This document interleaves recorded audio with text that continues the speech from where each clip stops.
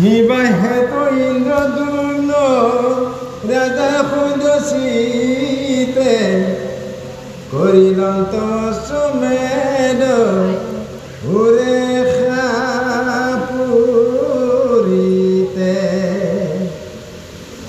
হেৰা বান্দাই লবত ভূত দৌল উষাইজ মহিমা ৰামকৃষ্ণ কুবদাৰ সদায় প্ৰতিমা কিবাহেতু দৌলত থাপিলে নৰেশ্বৰ সমস্তে বৃত্তান্ত কহি লোক সৃষ্টি কৰ হেৰা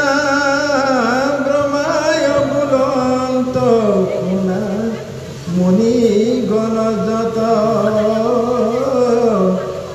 অশিলা অৱন্তী পুৰী মালৱ দেশত।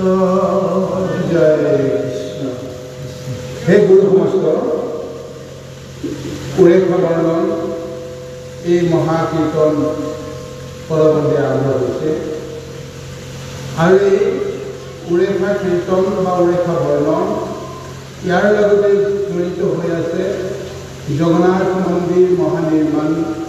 এই নিৰ্মাণৰ সমস্ত তাৎপৰ্য উৰেষা পুৰী স্থাপন কৰা এই জগন্নাথ মন্দিৰৰ যি অলৌকিকতা প্ৰয়োজনীয়তা এই সমস্ত কথা আজি এই মহাকীৰ্তনত উল্লেখিত হৈছে।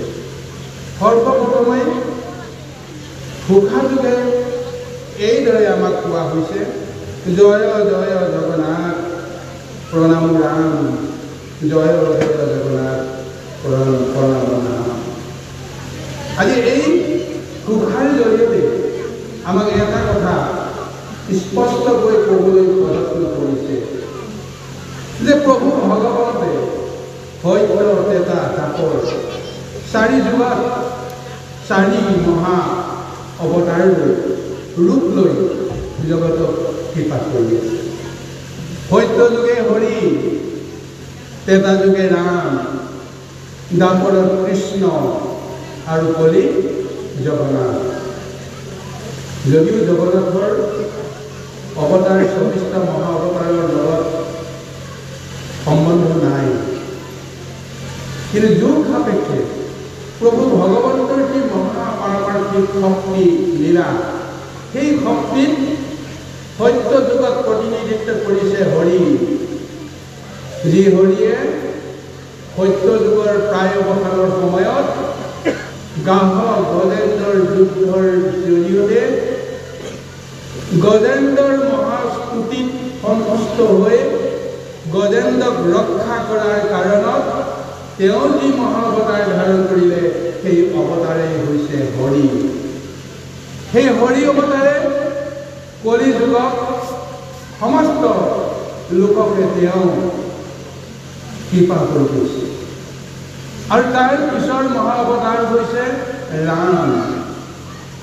আৰু সেই ৰাম অৱতাৰে তেতা যুগত সমস্ত লোককে তেওঁ কৃপা কৰি গৈছে।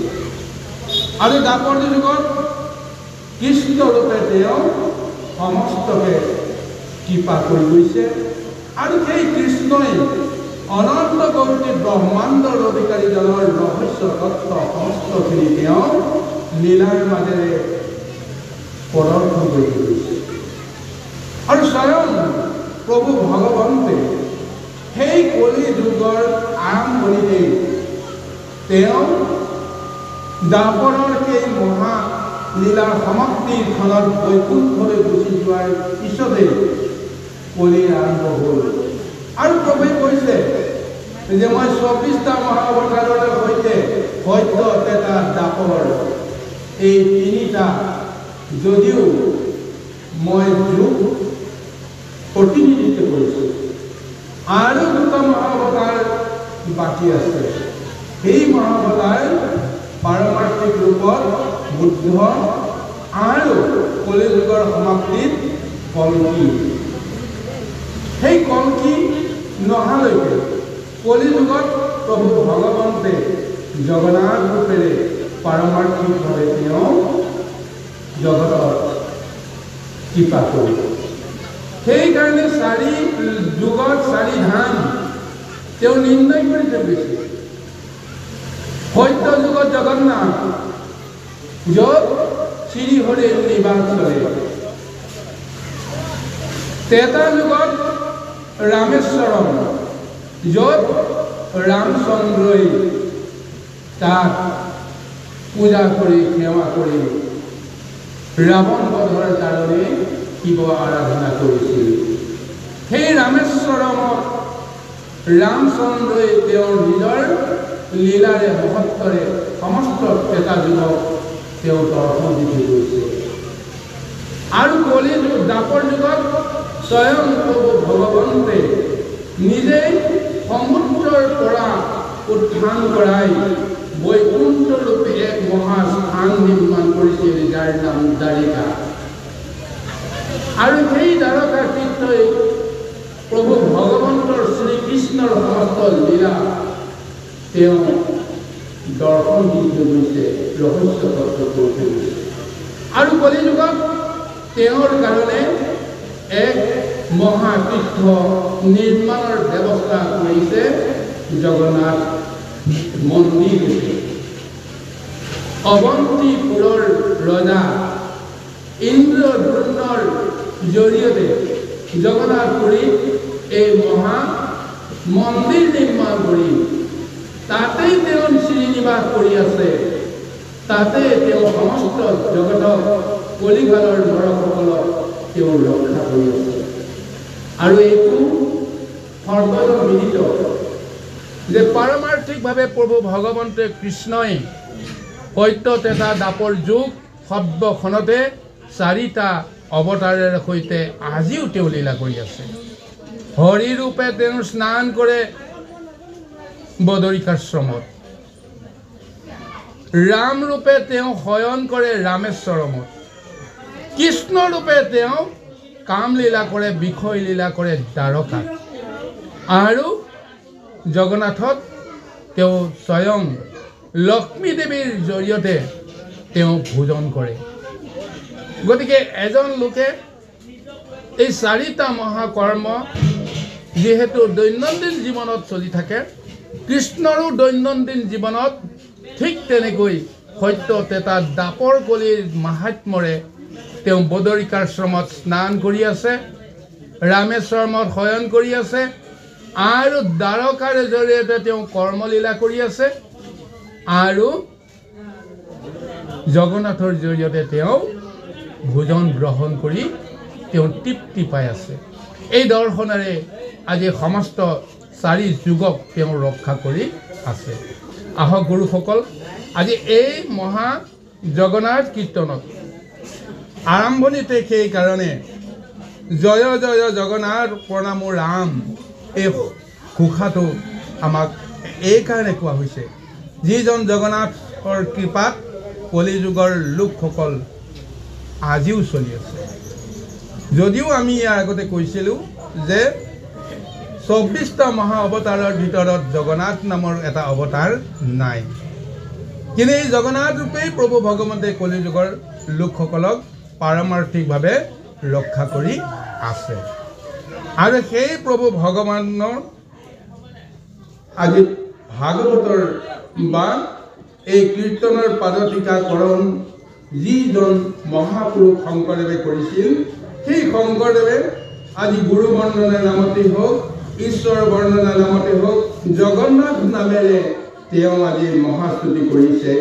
নমো নমো জগন্নাথ ভকতৰ নিধি, হৰিদাৰ স্মৰণে আৰম্ভৌক হৌক সিদ্ধি, উৰেখা কীৰ্তনক শুনিও লুকাই, শংকৰে ৰচিলা ব্ৰহ্ম পুৰাণ প্ৰচাই। ব্ৰহ্ম পুৰাণৰ আধাৰত জগন্নাথ মন্দিৰ প্ৰতিষ্ঠা হোৱাৰ যি মহা বিৱৰণ আছে, সেই বিৱৰণৰ আগ ধৰি শংকৰ গুৰুজনাই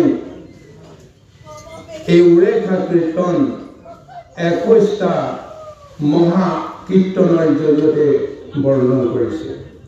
আৰু এই জগন্নাথ মন্দিৰ কেনেকৈ কলি যুগত ভগৱন্তে কাৰ জৰিয়তে নিৰ্মাণ কৰিছিল, এই সমস্ত কথা এদিন ব্ৰহ্মাৰ আগত মুনি সমস্তে প্ৰশ্ন কৰি কৰিছিল যে কলি যুগত যে জগন্নাথ মন্দিৰ প্ৰতিষ্ঠা হ'ব, কেনেকৈ হ'ব, কাৰ জৰিয়তে হ'ব, কি লীলাৰ জৰিয়তে হ'ব। গতিকে এই সমস্ত তত্ত্ব ব্ৰহ্মাই মুনিসকলৰ আগত প্ৰকাশ কৰিছিল। আৰু সেই অনুসৰি ব্যক্ত কৰিছে যে মুনিগণে ব্ৰহ্মাতক পুছিলা প্ৰণিপাতে ক্ষেত্ৰৰ মহিমা বাবে কহিও আমাতে। এই সংসাৰত ক্ষেত্ৰৰ যি মহিমা বৰ্ণন জগন্নাথ ক্ষেত্ৰৰ পৰাই কলি যুগৰ লোকসকলে জানিবৰ কাৰণে এক ব্যৱস্থা আছে, কথিত আছে। স্বয়ং প্ৰভু ভগৱন্ত আজিও তেওঁ চৈতন্য ৰূপত জগন্নাথৰূপে তেওঁ সদায় শয়ন কৰি আছে, ভোজন কৰি আছে, আৰু তাৰ জৰিয়তে সমস্ত জগতক তেওঁ কৃপা কৰি আছে। আৰু সেই জগন্নাথক এনেইতো প্ৰভু ভগৱন্তে তাত ভোজন নকৰে, গতিকে সেই ক্ষেত্ৰৰ কিবা নহয় কিবা এটা মহিমা থাকিব। গতিকে সেই ক্ষেত্ৰৰ মহিমাৰ কথা ক'বৰ কাৰণে কোৱা হৈছে। ব্ৰহ্মাই ঋষি মুনিসকলৰ এই অনুৰোধটো ৰক্ষা কৰি আজি সেই জগন্নাথপুৰী নিৰ্মাণ বা পুণ্য তীৰ্থৰ ক্ষেত্ৰৰ যি মহিমাৰ কথা বৰ্ণনা কৰিবলৈ ইন্দ্ৰদ্যুম্ন ৰজাৰ কথা উল্লেখ কৰিছে। এই ইন্দ্ৰদ্যুম্ন ৰজা কোন, এইটো এটা জানিব লগা কথা, বুজিব লগা কথা। এতিয়া ইন্দ্ৰদ্যুম্ন ৰজা আমি যিজনৰ জৰিয়তে কলি যুগত জগন্নাথ মন্দিৰ প্ৰতিষ্ঠা হৈছে, এইজনৰ যিটো আমি বিৱৰণ আমি বিভিন্ন শাস্ত্ৰত পাইছোঁ, মহাভাৰতত পাইছোঁ, তাৰ পৰা আমি জানিব পাৰিছোঁ যে এইজন ইন্দ্ৰদ্যুম্ন ৰজা পৰীক্ষিতৰ পুত্ৰ, জন্মেজয়ৰ পুত্ৰ, অৰ্থাৎ পৰীক্ষিতৰ নাতি হিচাপে তেওঁ এই জগন্নাথ মন্দিৰ প্ৰতিষ্ঠা কৰিবলৈ জানোতে সেইকাৰণে তেওঁৰ জৰিয়তে ব্ৰহ্মাই বা পৰম প্ৰভু ভগৱন্তে তেওঁ যিটো চেতনা দিলে, সেই চেতনা অনুসৰি তেওঁৰ পূৰ্বজ জগতৰ ঈশ্বৰ ভগৱন্ত কৃষ্ণ, বলোৰাম আৰু সুভদ্ৰাৰ প্ৰতিমূৰ্তি তেওঁৰ জৰিয়তে নিৰ্মাণ হৈছে। গতিকে এই তত্ত্বমতে আমি জগন্নাথ নিৰ্মাণ কৰোঁতা ইন্দ্ৰদ্যুম্ন ৰজাৰ কথা আমি এনেদৰে জানো। কিন্তু সত্য যুগত অন্য এজন ইন্দ্ৰদ্যুম্ন ৰজা আছিল। এইখিনি কথা আপোনালোকে ভুল নকৰিব। একে নামত বিভিন্নজনে বিভিন্ন কৰ্ম বিভিন্ন সময়ত কৰিব লগা হয়। সেইজন ইন্দ্ৰদ্যুম্ন ৰজা তেওঁ অগস্ত্যী ঋষিৰ অভিশাপত অভিশপ্ত হৈ তেওঁ গজেন্দ্ৰ হ'ব লগা হৈছিল। আৰু একে সময়তে সেই সত্য যুগতে হুহু নামৰ গন্ধৰ্বৰ ৰজাজনে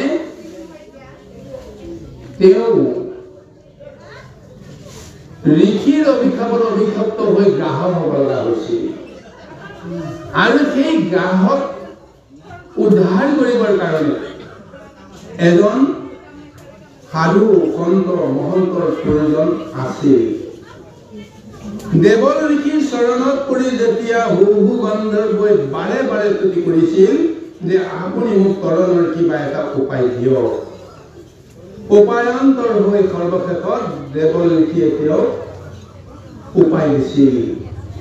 আজি যেনেদৰে মোৰ চৰণত ধৰি তুমি মহা অনুৰোধ কৰিছা, মহা তুতি কৰিছা, ঠিক তেনেদৰে এদিন যেতিয়া তুমি সন্তৰ ভৰিত ধৰি তুতি কৰিবা, মহন্তৰ ভৰিত ধৰি তুতি কৰিবা, সিদিনাখনেই তোমাক ভগৱন্তে গাহৰ পৰা তোমাক উদ্ধাৰ কৰিব। সেইকাৰণেহে আপোনাৰ গাহৰ আৰু গজেন্দ্ৰৰ যুদ্ধৰ মাজত যিটো বৰ্ণনা আমি পাইছোঁ যে গজেন্দ্ৰই গাহৰ পৰা ৰক্ষা পাবলৈ তেওঁ যত্ন কৰি আছে, কিন্তু গাহৰে গজেন্দ্ৰক এৰি দিবৰ কাৰণে কেতিয়াও ইচ্ছা কৰা নাই। কাৰণ সেই গাহৰে বুজি পাই আছিল তেওঁ পূৰ্বজন্মৰ কৰ্মৰ ফলত জাতিস্ময় জ্ঞান এটা লৈছিল। গতিকে তেওঁ জানে যে মই যদিও গাহৰ হল কিন্তু মই পূৰ্বতে কি আছিলোঁ, আৰু সেই অনুসাৰে সেই জ্ঞানে জগতৰ সমস্তকে তেওঁ চিনি পোৱাত অসুবিধা নহয়। যেতিয়া মহা অহংকাৰী গজেন্দ্ৰ ৰূপে হাতীটোৰ গৈ যেতিয়া জলত স্নান কৰিবলৈ গৈছিল, সেই সময়তে সেই গাহৰে গম পাই গৈছিল, হু গন্ধৰ্বই গম পাই গৈছিল যে মহাসন্ত সাধু মহন্ত মহাবৈষ্ণৱ আজি মোৰ ওচৰলৈ আহিছে, আজিয়ে মই নিশ্চয় এই অভিশাপৰ পৰা মুক্ত হ'ম। সেইকাৰণে তেওঁ আচলতে গজেন্দ্ৰৰ ভৰিত তেওঁ কামোৰা নাই, তেওঁ গজেন্দ্ৰৰ ভৰিতে ধৰি আছে। প্ৰকৃত যিটো ব্যৱস্থা সেইটো এনে ৰূপতহে হৈ আছে, কিন্তু মায়া সংসাৰত আমি বিপৰীত দৃশ্যটো দেখি যিটো দেখিছোঁ তাকে আমি বুজিছোঁ গাহৰে আৰু গজেন্দ্ৰই মহাযুদ্ধ কৰিছে। কিন্তু গজেন্দ্ৰক গিৰিবৰ কাৰণে গাহৰ অকণমানো ইচ্ছা নাই। কিয় নাই? গাহৰ গিৰিলে তেওঁতো মুক্তি নাপাব। তেওঁ ভাবিছে তুমি যেনে তেনে পাৰলৈ মোক তুলি নিয়া, পাৰলৈ তুলি নিলে মই ৰক্ষা কৰিম। বাৰু সেইখন যুদ্ধৰ কথা বেলেগ।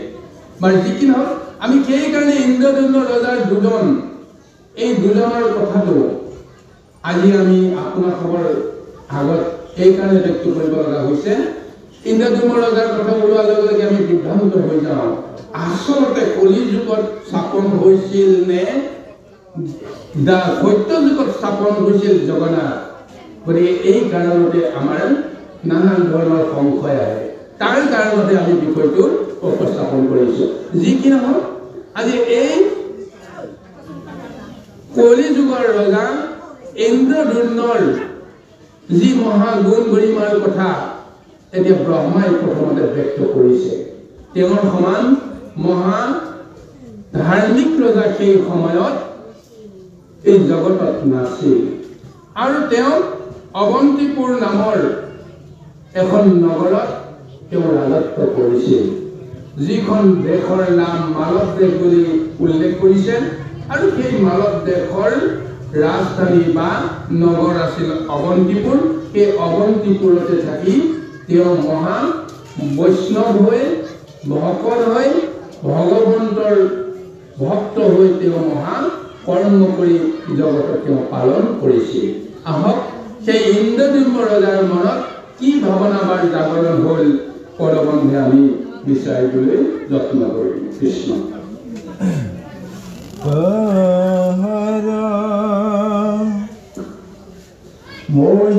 মহিমাময়ী কি কইব সম্প্ৰতি ইন্দ্ৰ নগৰ যেন দ্বিতীয়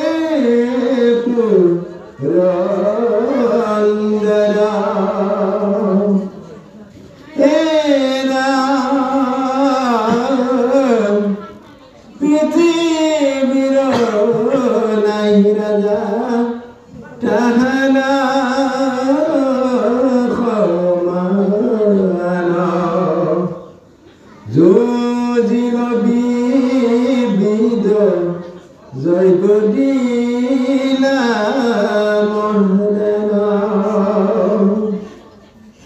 হুবৈন মালিক গ্রাম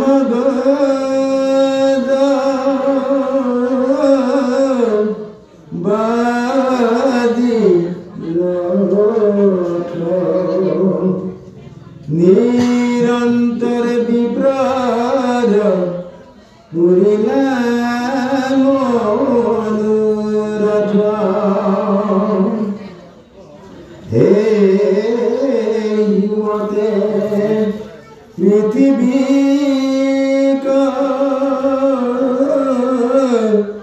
পালন্ত নিপতি দিনে গোটাহাল উপজিলা মতি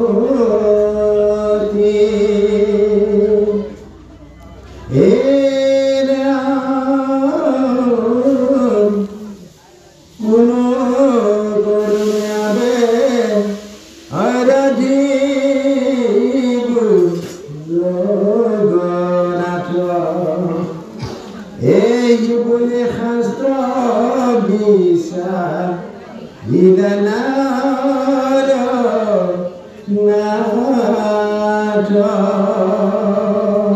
এতিয়া ব্ৰহ্মাই পুনৰ মুনিসকলক কৈ আছে যে হে মহামুনিগণ, যিজন ইন্দ্ৰদুম্ন ৰজাৰ কথা মই উল্লেখ কৰিছোঁ, এই ইন্দ্ৰদুম্ন ৰজাৰ মহিমাৰ কথা মই কৈ শেষ কৰিব নোৱাৰোঁ।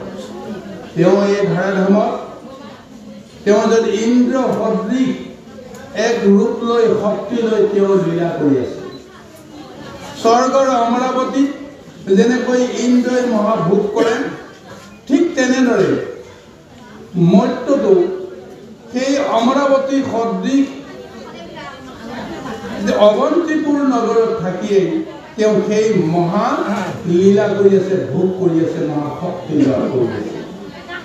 গতিকে ইন্দ্ৰক এইবুলি পুনৰ তেওঁ ইন্দ্ৰৰ অৰ্থটো ব্যক্ত কৰিছে, যি ইন্দ্ৰই সদায় দৈত্যৰ নগৰ ধ্বংস কৰে আৰু সমস্ত ভোগ তেওঁ নিজেই গ্ৰহণ কৰে, যাৰ স্বভাৱ ই দৈত্য বুদ্ধি সমস্ত নাশ কৰি সমস্তৰ পৰাই তেওঁ ভোগ গ্ৰহণ কৰি সুখী হ'ব পৰা যিটো ব্যৱস্থা আছে, সেই ব্যৱস্থাটো আছে ইন্দ্ৰৰ।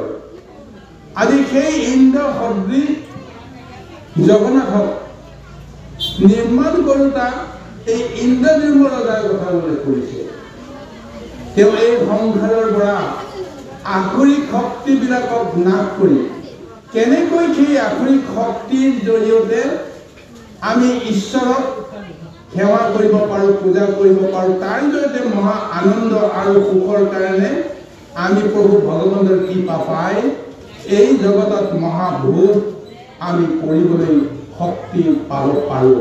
তাৰ কাৰণে জগন্নাথৰ নিৰ্মাণ আৰু সেইজন ইন্দ্ৰদুম্ন ৰজাক ইন্দ্ৰৰ সদৃশ এটা ৰূপ দিছে। যেন স্বৰ্গত আছে দেৱৰাজ ইন্দ্ৰ আৰু মৰ্ত্যত আছে ইন্দ্ৰদুম্ন, দুইজনৰ মাজত যেন কোনো পাৰ্থক্য নাই, দুইজনৰ মাজত যেন এটাই ৰূপ, ঠিক এনেদৰে বৰ্ণনা কৰিছে। আৰু সেইজন ৰজাৰ কথা কৈছে, ধৰ্ম পথে পালিলন্ত পৃথিৱীৰ প্ৰজা, দানী মানি সত্যবাদী সৰ্বগুণা কৰ, প্ৰতাপে আদিত্য যেন ভোগে পুৰন্দ। ইমান সুন্দৰভাৱে কৈছে যে তেওঁ ধৰ্ম পথেৰে সমস্ত প্ৰজাক প্ৰতিপালন কৰিছে আৰু দান দক্ষিণা সেৱা পূজাত তেওঁ সৰ্বগুণ সম্পন্ন সৰ্বগুণাকৰ হৈছে আৰু লগতে শত্ৰুৰ লগত যুঁজিবৰ কাৰণে যি প্ৰচণ্ড প্ৰতাপ প্ৰচণ্ড শক্তিৰ প্ৰয়োজন, সেই শক্তিও তেওঁ ধাৰণ কৰি আছে। গতিকে পৃথিৱীত তেওঁৰ সমান মহাৰজা এই জগতত নাই। জগতৰ কল্যাণৰ কাৰণে তেওঁ নানান ধৰণৰ পূজা কৰিছে, যজ্ঞ কৰিছে, দান কৰিছে, এই সমস্তবিলাক তেওঁ জগতৰ কল্যাণকাৰী কৰিছে। ইন্দ্ৰদেৱৰ ৰজাই ভোগৰ লগত সম্বন্ধ থাকিও তেওঁ ভোগৰ লগত তেওঁ কোনো আসক্তি নাছিল। এইটোৱেই হৈছে ডাঙৰ তাৎপৰ্য। ভোগ কৰিছে হয়, কিন্তু ভোগৰ লগত তেওঁৰ আসক্তি নাই। ঈশ্বৰে যি দিছে সেই সম্পদকে পৰম তৃপ্তিৰে গ্ৰহণ কৰি তেওঁ সুখী হৈছে। আৰু ঈশ্বৰেতো তেওঁ দিছে, ঈশ্বৰৰ সমস্ত সম্পদ জগতত তেনেকৈ তেওঁ ৰাখি থৈছে।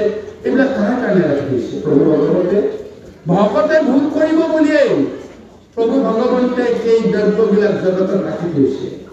যদি সৎভাৱে সদাচাৰভাৱে প্ৰভু ভগৱন্তক অৰ্চন কৰি বন্দন কৰি তেওঁৰ সমস্তখিনি সেৱা কৰি যদি ঈশ্বৰৰ সম্পদ ৰূপে প্ৰসাদ ৰূপে তেওঁ যদি গ্ৰহণ কৰিছে, কি লাগে দধি দুগ্ধ ঘৃত মধু যিয়েই নহওক কিয় সেই সমস্ত অমৃতকো তেওঁ অমৃত বুলি হয়তো ভাবিব পাৰিছে বা ভাবিব লগা হোৱাও নাই।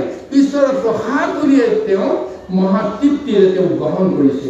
আৰু যদি কেতিয়াবা পোৱা নাই, সামান্য অকণমান জলকে পান কৰিও তেওঁ অসন্তোষ হোৱা নাই। কাৰণ জগতত কৰ্ম কৰিবলৈ যাওঁতে যাক যেনেদৰে খাদ্যৰে তেওঁৰ মন দেহ পৰিপুষ্ট কৰিব লাগে ভগৱানে তেনেকেই কৰে। ঠিক তেনেকেই ভকতকো সদায় ঈশ্বৰৰ কৰ্ম কৰি থকা ভকতজনক নিবিচাৰিলেও সদায় পঞ্চামৃত তেওঁ ভোজন কৰাই থাকে। আৰু ভকতে নিবিচাৰিলেও প্ৰভু ভগৱন্তৰ পৰা প্ৰসাদ ৰূপে সেই পঞ্চামৃত সদায় পাই তেওঁ পৰম তৃপ্তি লাভ কৰি আছে। আজি ঠিক তেনেকৈ সেই গুণেৰে তত্ত্বৰে ইন্দ্ৰদেৱৰ ৰজাই তেওঁ ক্ষত্ৰিয় ধৰ্ম বা ৰাজকীয় ধৰ্ম পালন কৰি গৈ এটা সময়ত তেওঁ চিন্তা কৰিছে যে এইটো ৰাজকাৰ্য কৰি থাকোঁতে এতিয়া মই মোৰ গোটেই জীৱনটো এতিয়া শেষ কৰিবলৈ আৰম্ভ কৰিছোঁ। মোৰ আৰু হয়তো বেছি দিন নাই, কাৰণ নিজে জানে যে আমি কেইদিন জীয়াই থাকিম। গতিকে মোৰ দৰে সমস্ত জীৱনবিলাকো ঠিক তেনেকৈ জন্ম হৈছে, কৰ্ম কৰিছে, ভোগ কৰিছে আৰু তাৰপিছত এদিন মৰিব লাগিব। কিন্তু মৰাৰ পিছত কলৈ যাব? এটা চিন্তা কৰিছে ইন্দ্ৰদেৱৰ ৰজাই, মই বা কলৈ যাম? গতিকে মই যলৈ নাযাওঁ বেলেগ কথা, মইতো ৰজা, সমস্ত জগতৰ সমস্ত জীৱৰ মই পালন কৰা। গতিকে জীৱবিলাকে যেন কোনো কাৰণত মায়াত বন্দী হৈ যেন তেওঁলোকৰ পাপত মৰিব লগা নহয়। তেওঁলোকে কেনেকৈ মুক্তি পাব তাৰ কিবা ব্যৱস্থা আছে নেকি? সেইকাৰণে তেওঁৰ মনত এটা কথা চিন্তা আহিল যে নিৰন্তৰে বিপ্ৰ কৰিলা মনোৰথ, এহিমতে পৃথিৱীক পালন্ত নিপতি, দিনকে তাহাৰ হেন উপজিল মতি, কোন কৰ্ম আবেগ আৰাধিব জগন্নাথ, এহি বুলি শাস্ত্ৰৰ বিচাৰিলা নৰনাথ। এতিয়া জগতৰ নাথ যাক কয় তাকে জগন্নাথ বুলি কৈছে। এতিয়া তেওঁ যি মহাপুৰী পিছত তেওঁ নিৰ্মাণ কৰিব, তাত যে তেওঁ জগন্নাথ নাম এটা তেওঁ প্ৰৱৰ্তন কৰাব, এই ধাৰণা তেওঁ মনলৈ অহাই নাই। এটা আধ্যাত্মিক নাম জগন্নাথ, জগতৰ যিজন নাথ সেইজনকে কোৱা হৈছে জগন্নাথ, জগতৰ যিজন স্বামী। গতিকে সেই জগতৰ স্বামীজন তেওঁ নিৰাকাৰ আছে, তেওঁ নিৰঞ্জন, তেওঁ আকাৰ নাই, যাৰ জন্মও নাই, যাৰ মৃত্যু নাই। সেইজনক এতিয়া মই কেনেকৈ আৰাধনা কৰিম? এতিয়া তেওঁৰ মনত এই ভাৱনাটো আহিছে। দেৱতাসকলক আৰাধনা কৰিবৰ কাৰণে অসুবিধা নাই, কাৰণ দেৱতাসকলে এটা ৰূপ লৈ আছে, মাতিলে তেওঁলোক আহিব। কিন্তু পৰম ঈশ্বৰ প্ৰভু ভগৱন্ত যিজনক জগন্নাথ বুলি কোৱা হৈছে, সমস্ত জগতকে যিজনে ৰক্ষা কৰি আছে, সেইজনক কেনেকৈ মই আৰাধনা কৰিম?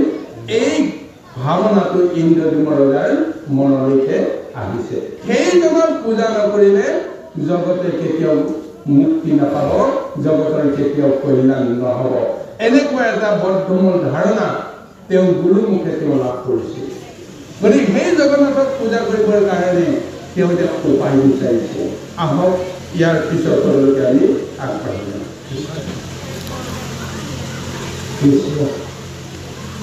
ভগৱান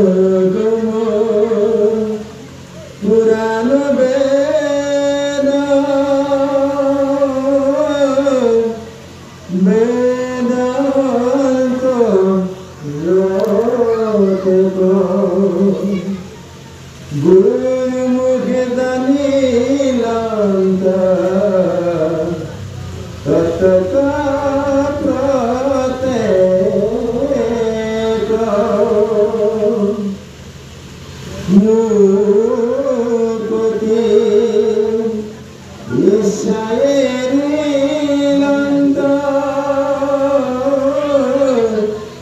ভ্রান্তি জ্ঞান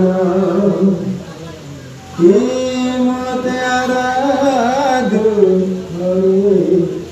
মনে করে ধ্যান হে রাম নাহি কে নিস্তার মাধব করে চক্র গোলা পর্ব জরসারি করে পদ্মপত্র সমসার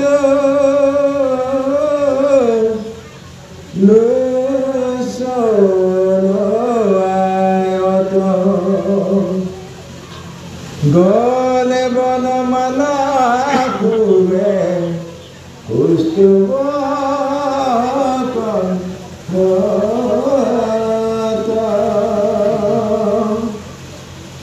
ক্ষীরত কিরীটি করে কঙ্কন কেউর মকর কুণ্ডল জলে পাবত নুপুরা হে রাম শ্যামল রক্ষিত ব্রস্তে কান্তি হিয়াত প্রকাশয়াতি শিবস্বর ক্রান্তি হে মাধব আবে আরাধু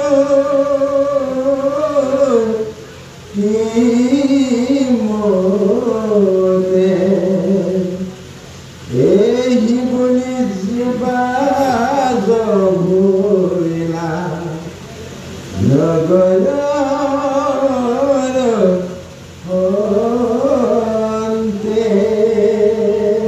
যেতিয়া ৰজাৰ মনত ভাৱনাটো আহিল যে মই কেনেকৈ জগন্নাথক মই পূজা কৰিম বা ঈশ্বৰক মই পূজা কৰিম, তাৰ পূজা বিধি চাবৰ কাৰণে জানিবৰ কাৰণে তেওঁ নানা শাস্ত্ৰ তেওঁ অধ্যয়ন কৰিবলৈ ধৰিলে, মেলি চাবলৈ ধৰিলে, কিন্তু কোনো শাস্ত্ৰৰ পৰাই সঠিক তেওঁ পন্থটো বিচাৰি নাপালে। তাৰপিছত গুৰু তেওঁ আশ্ৰয় ল'লে। গুৰুৱে তেওঁক 14 শাস্ত্ৰ 18 পুৰাণ, আগম আৰু নিগম, বেদ আৰু বেদান্ত সমস্ত দৰ্শন তেওঁক ক'লে আৰু সেইবিলাক তেওঁ জ্ঞান ৰূপত তেওঁ লাভ কৰিছে। যে মই বুজিলোঁ আগম পুৰাণত কি আছে, নিগম পুৰাণত কি আছে। আগমত কৰ্ম কৰিলে মায়াত ফচি থাকিব লাগিব, আগমৰ পৰা যদি আমি উত্তৰণ গতি নিগমলৈ যাম তেতিয়া আমি ঈশ্বৰক পাম। এয়া হৈছে জ্ঞান গৰ্ভত লাভ কৰা এটা ব্যৱস্থা। কিন্তু ব্যৱহাৰিক দিশত আমি নিগমলৈ কেনেকৈ যাম বা প্ৰভু ভগৱন্তক কেনেকৈ পাম, তাৰ যিটো ব্যৱস্থা, এই ব্যৱস্থাটো জনাটো ইমান সহজ নহয়। গুৰুৱে দিয়ে জ্ঞান, কিন্তু সেই জ্ঞানে কেতিয়াও ভকতি সাধন কৰাব নোৱাৰে। ভকতি সাধন হ'ব জ্ঞান লাভ কৰাৰ পিছত, গুৰুৰ পৰাই হওক, শাস্ত্ৰৰ পৰাই হওক, ভকতৰ পৰাই হওক, জ্ঞান লাভ কৰাৰ পিছত সেই জ্ঞানৰ যিটো ব্যৱহাৰিক আচৰণ, সেই আচৰণৰ জৰিয়তেহে ভকতিৰ উদ্ভৱ হ'ব হৃদয়ত মনত। তেতিয়াহে সেই ভকতিৰ আচৰণ কৰিব পৰা অৱস্থালৈকে আহিব। গতিকে জ্ঞানে কেতিয়াও ভকতি সাধন কৰিব নোৱাৰে যদিহে তেওঁৰ আত্মাত সেই জ্ঞানৰ প্ৰচৰণখিনি নহয়। জ্ঞানৰ জৰিয়তে জগতক চিনিব পৰা যিখিনি ব্যৱস্থা যদি নহয় তেতিয়া কেতিয়াও ভকতি আহিব নোৱাৰে। গতিকে সেইকাৰণেই এতিয়া ইন্দ্ৰদ্যুম্ন ৰজাৰ মনত সেই ধাৰণা থাকি মই চব জ্ঞান পালোঁ, কিন্তু মই ঈশ্বৰক কেনেকৈ আৰাধনা কৰিম, সেইজন ঈশ্বৰক মই কেনেকৈ পাম? আৰাধনা কৰিলেতো নহ'ব, তেওঁতো সন্তুষ্ট হ'ব লাগিব। সন্তুষ্ট হোৱাৰ পিছত তেওঁ আহি মোক দেখা দিব লাগিব, মোৰ মনৰ কথাখিনি তেওঁ শুনিব লাগিব, বুজিব লাগিব, আৰু মোক কৃপা কৰিবৰ কাৰণে তেওঁ ইচ্ছুক হ'ব লাগিব। গতিকে ইমানখিনি কৰিবলৈ কাৰণে তেওঁ সন্তুষ্ট কৰিব পৰাটো ইমান সহজ কথা নহয়। গতিকে ইন্দ্ৰদ্যুম্ন ৰজাৰ মনত এই ভাৱনাটো এইকাৰণে আহিছে যে ইমান দিনে তেওঁ ৰাজধৰ্ম পালন কৰি আছে, তেওঁ শুদ্ধ চিত্তে শুদ্ধ অন্তৰৰ সৈতে তেওঁ কৰ্মখিনিতে তেওঁ কৰি আছে, কৰ্মযজ্ঞই কৰি আছে। ইমান দিনলৈকে তেওঁ আচলতে নিজৰ আত্মাক তেওঁ গতি দিব পৰাকৈ তেওঁ ভাবিবই পৰা নাছিল। ৰাজধৰ্ম যিটো তেওঁ সেই কৰ্মখিনি সুন্দৰৰূপে কৰোঁতে কৰোঁতে এটা সময়ত তেওঁ উপলব্ধি কৰিলে সঁচাকৈ এইবিলাক কাম কৰি আৰু মোৰ কোনো লাভ নহ'ব। এতিয়া কৰ্মৰ বৈৰাগ্য আহিছে। একেটা কৰ্মকে কৰি কৰি কৰি কৰি আপুনি যদি সেই কৰ্মৰ পৰা আচল একো আপুনি বিচৰা বস্তুটো যদি বিচাৰি নাপায়, সেই কৰ্মটো কেনেকৈ কৰিব? শেষত গৈ চিন্তা কৰি ইমানবিলাক কৰ্ম মিছাই কৰিলোঁ, জগতৰ উপকাৰ হওক বা নহওক মোৰ কি উপকাৰ হ'ব? মইতো জগতৰ লোকসকল জ্ঞানীয়ে হওক বা অজ্ঞানীয়ে হওক, তেওঁলোকে যি হয় হওক, কিন্তু মই উদ্ধাৰ পাম নে নাপাম? মই যদি উদ্ধাৰ পোৱাৰ ব্যৱস্থা এটা ৰাস্তা এটা পাওঁ, তেতিয়াহে তেওঁলোককো মই দিব পাৰিম। প্ৰজাসকলটোতো মোতকৈ তেওঁলোক সদায় মানে নিচত আছে, মই উচ্চত আছোঁ। মই তেওঁলোকৰ অভিভাৱক, মই তেওঁলোকৰ পিতৃ। মই যদি শুদ্ধ ৰাস্তাটো বিচাৰি পাম, তেতিয়াহে তেওঁলোকক দিব পাৰিম। গতিকে এনেকুৱা এটা আচৰণৰ সৈতে এতিয়া তেওঁ একান্তভাৱে তেওঁ বিশ্বাস কৰি ল'লে যে মাধৱক আৰাধনা কৰাৰ বাহিৰে বেলেগ উপায় নাই। ইয়াৰ আগতে তেওঁ যজ্ঞ কৰিছিল কোনোবা দেৱতাক সন্তুষ্ট কৰিবৰ কাৰণে। দেৱতাক সন্তুষ্ট কৰি দেৱতাৰ পৰা কৃপা পায় জগতৰ লোকসকলৰ যেন কল্যাণ হওক। কাৰণ জগতৰ লোকসকলে সদায় আশা আকাংক্ষা বিষয় বৈভৱ এইখিনিকে বিচাৰে ৰজাৰ পৰা। গতিকে ৰজাইতো তেওঁলোকক দিবৰ কাৰণে সেই দেৱতাৰ পৰাইতো বিচাৰিব লাগিব। এনেকুৱা কৰ্ম কৰোঁতে তেওঁ লাগে জয় কীৰ্তি গুণ গৰিমা যিমানেই বাঢ়ি নাযাওক কিয়, তাক লৈ এতিয়া তেওঁ নিজে সন্তুষ্ট হ'ব পৰা নাই। এতিয়া তেওঁ চিন্তা কৰিছে মাধৱক আৰাধনা কৰাৰ বাহিৰে গত্যন্তৰ নাই। এতিয়া গুৰুমুখে জানিলে যে মাধৱৰ কি ৰূপ, শংখ চক্ৰ গদা পদ্মধাৰী সেইজনৰ ৩২টা অলংকাৰে প্ৰসিদ্ধ কিৰীটিৰ পৰা নখ পদ্মলৈকে, চৰণৰ নখ পদ্মলৈকে এই সৰ্বাংগ পুলকিত কৰিব পৰা জোখাৰে প্ৰভু ভগৱন্তৰ যিটো ৰূপ, এই ৰূপটো শাস্ত্ৰত পাইছে, এই ৰূপটো গুৰুৰ মুখত পাইছে, আৰু সেই ৰূপটোকে তেওঁ এতিয়া সাৰ্থক বুলি ভাবি সেই ৰূপটো এতিয়া তেওঁ কেনেকৈ ধ্যান কৰিব, তেওঁক কেনেকৈ পূজা কৰিব, তাৰ কাৰণে তেওঁ চিন্তা কৰোঁতে কৰোঁতে তেওঁ নিজকে পাহৰি গ'ল। তেওঁ ক'ত আছে? তেওঁ গৃহৰ পৰা ওলাই গুচি আহিল। কেনেকৈ পূজা কৰিম? একান্ত ভাৱনাত তেওঁ মত্ত হৈ তেওঁ কাকো একো নোকোৱাকৈ গৃহৰ পৰা নগৰৰ পৰা তেওঁ ওলাই আহিল। এতিয়া এই গৃহৰ পৰা ওলাই অহাৰ পিছত দ্বিতীয় কীৰ্তনত উল্লেখ কৰিব ৰজাৰ যিটো মন বুদ্ধি আচৰণ বাকী সমস্তটো দেখিছে, মন্ত্ৰীগণে দেখিছে, ব্ৰাহ্মণসকলে দেখিছে, আৰু বাকী সমস্তই তেওঁৰ এই আচৰণটো দেখি এক প্ৰকাৰ আনন্দিত হৈছে, এক প্ৰকাৰ পুলকিত হৈছে। আৰু সেই ৰজাৰ লক্ষণবিলাক তেওঁলোকে অনুসৰণ কৰিবলৈ আৰম্ভ কৰিছে। ৰজা যদি এফালে যায় প্ৰজাসকল জানো ৰৈ থাকিব পাৰে জানো?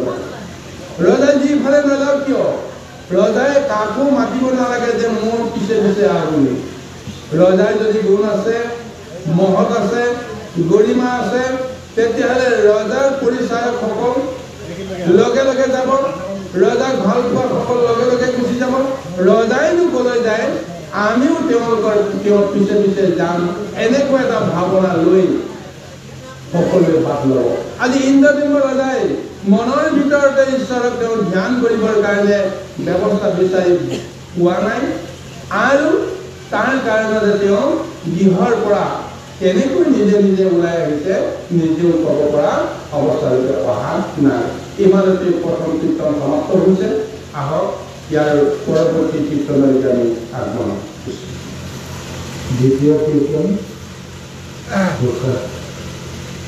জয় জগন্নাথ